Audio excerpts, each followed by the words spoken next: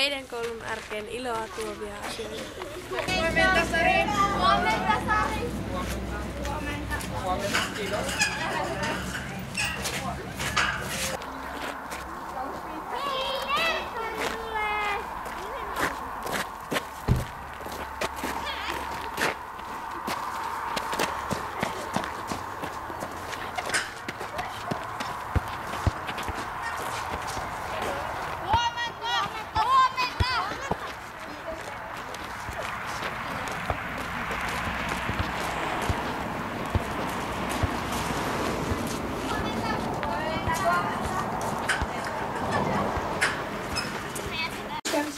Niin nyt tuntuu kivalta, kun tervehditään.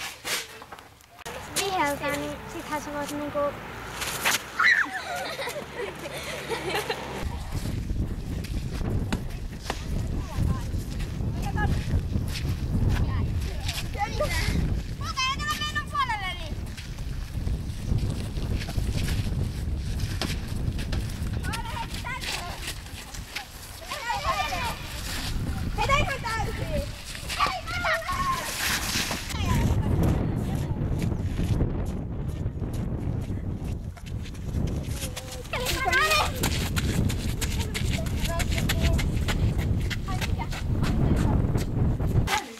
Yhdessä tekeminen koulussa ei kiusata. Hyviä kavereita. Kivat opettajat. Vanhempayhdistys, joka kerää rahaa. Saalaamaitsen. Liikunta. Reilut pelit.